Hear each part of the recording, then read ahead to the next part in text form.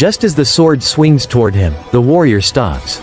Ethan hears a whisper, then feels something soft and shocking, a kiss on his lips. He opens his eyes to see her smiling, lowering her sword, much to the confusion of the crowd. Ethan is stunned. The alien warrior, whose name is Lyra, explains in broken common language that she sensed honesty and bravery in him, qualities rare in humans. Welcome to my channel Sci-Fi Love Story. Thanks for watching. Please like and subscribe. Ethan's heart pounded in his chest like a drum in a war march.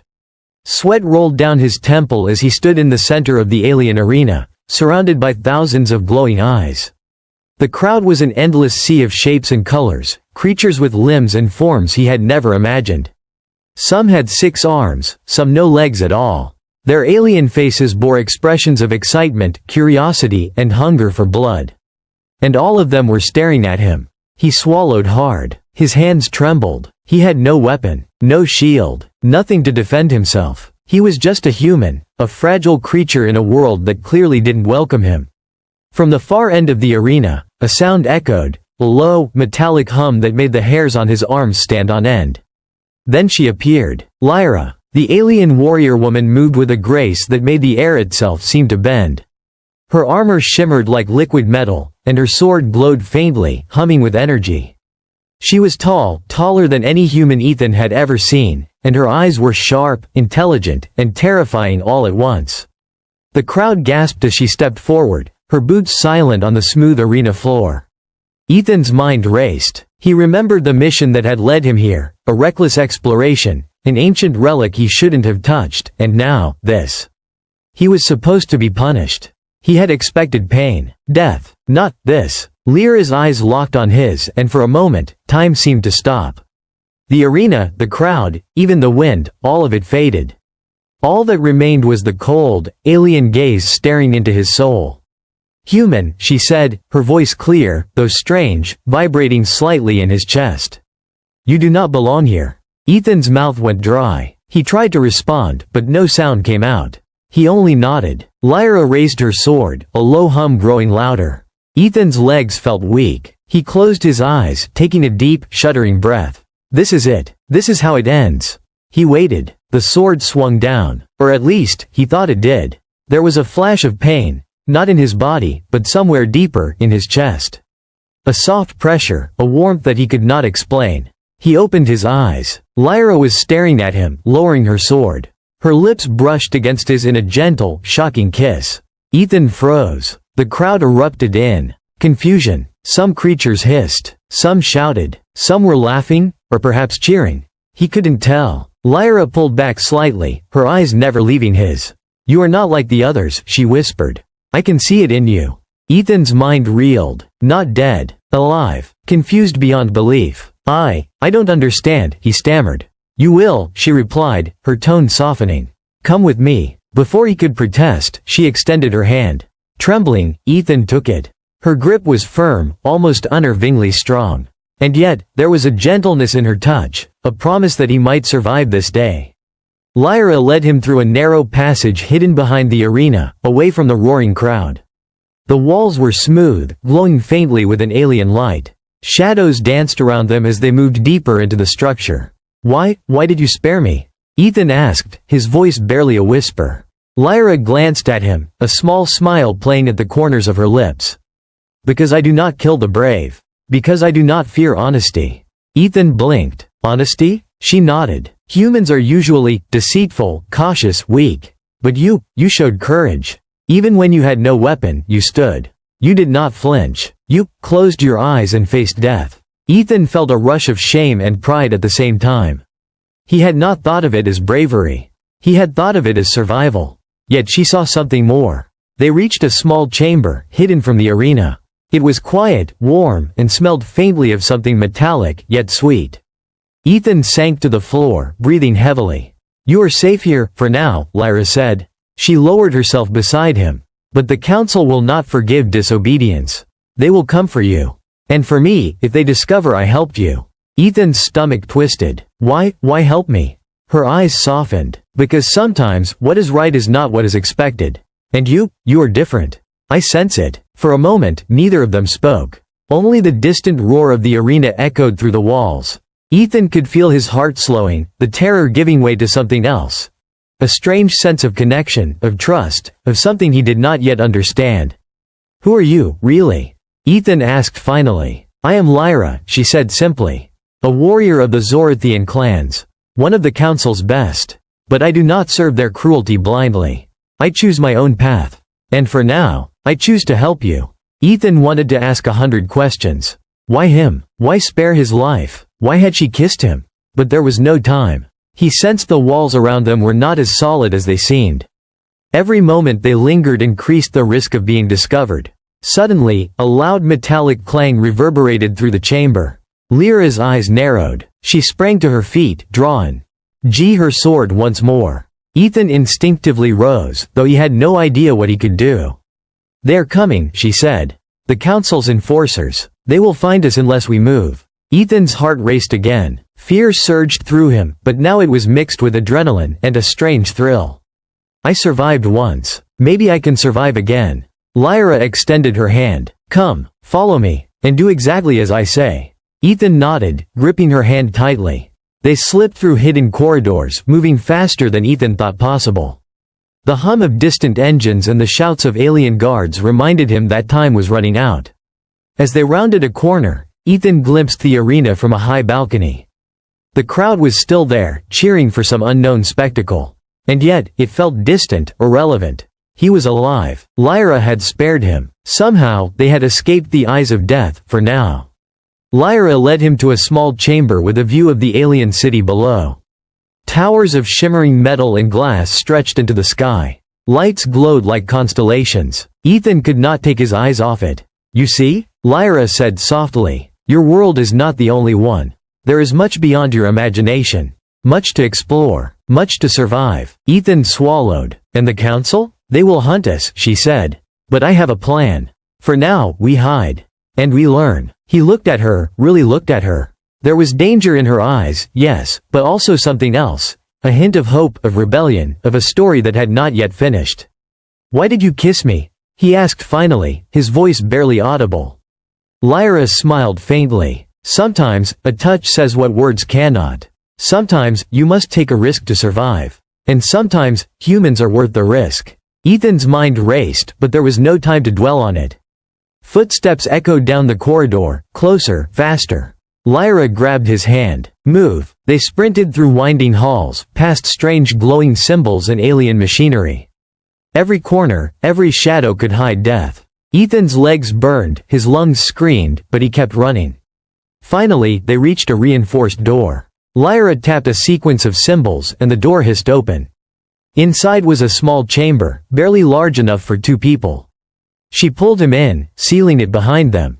They were safe. For now. Ethan sank against the wall, gasping.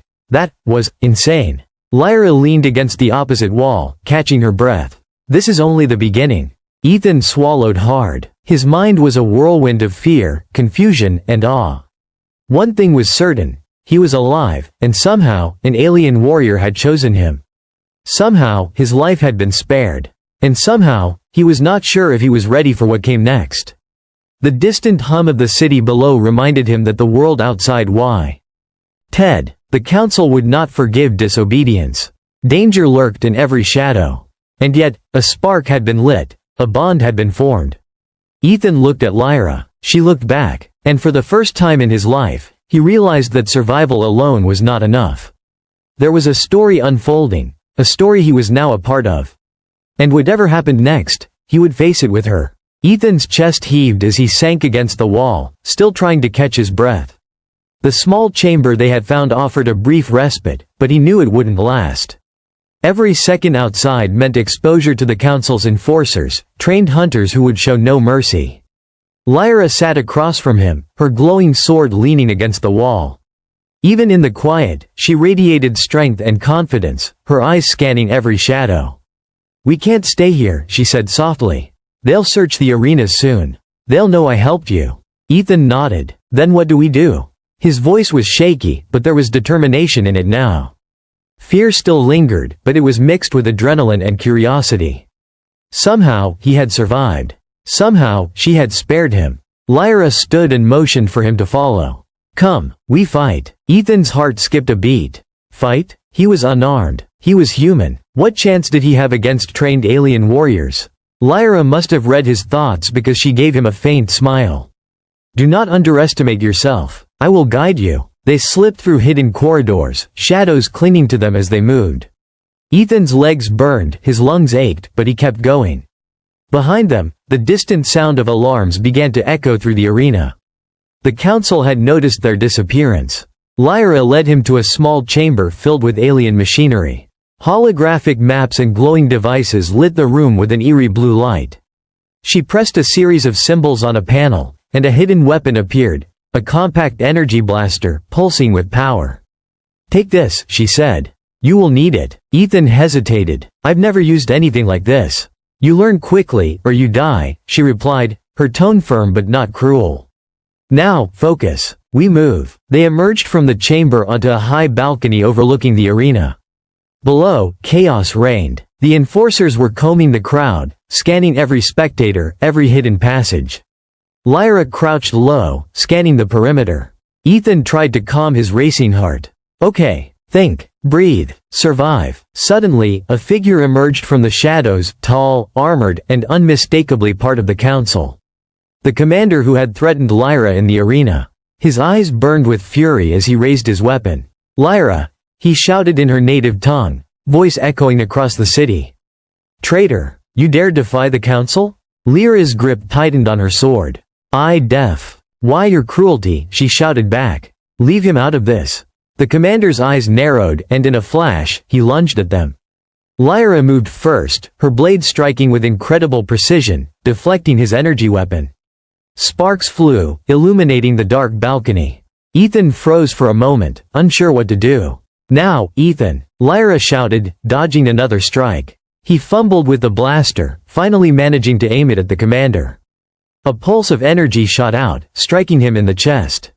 He staggered back, but not defeated. Focus, Lyra yelled. She lunged again, striking the weapon from his hands and pushing him off balance. Ethan felt a surge of courage. For the first time, he realized he wasn't entirely helpless. They fought together, instinctively coordinating movements. Ethan ducked as Lyra swung her sword, then fired the blaster at advancing guards, surprising even himself. The council's forces were powerful, but they were not prepared for this combination. A human who was quick-thinking and an alien warrior who was deadly. Finally, the commander stumbled, caught off guard by Ethan's shot and Lyra's strike.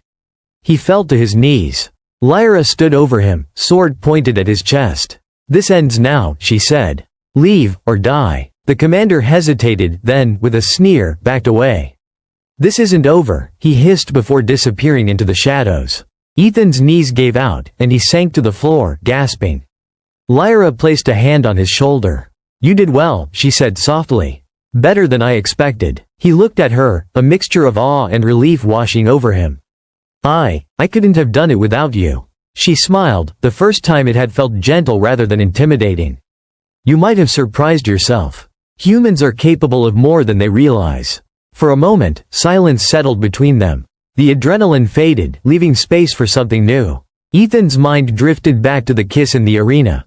The one that had shocked him, that had changed everything. He looked at Lyra, her eyes meeting his, and felt a strange pull in his chest. Why did you kiss me? He asked quietly. Lyra's eyes softened. Sometimes, words are not enough. Sometimes, actions speak louder. You risked your life, and I needed you to know. I'd trust you. Ethan swallowed hard. I don't know what to say. You don't need to say anything, she replied. Just survive. That's enough for now. Their moment was interrupted by a sudden alert. A flashing red light on one of the alien panels. A map showed a new wave of council enforcers heading toward their location. Time to move again. Lyra extended her hand. Come, she said. We are not done yet. They ran through the twisting corridors, avoiding patrols and traps, until they reached a large chamber with a view of the alien city. Lights twinkled below like stars, towers rising high into the night sky.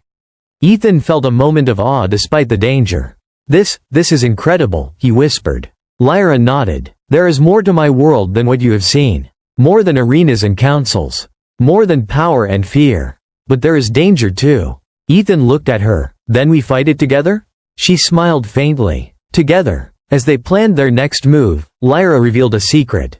The Council was not just cruel, they were planning to invade other planets, including Earth. Ethan's stomach twisted at the thought. His home, his world, could be in danger. We need to stop them, he said, determination building inside him.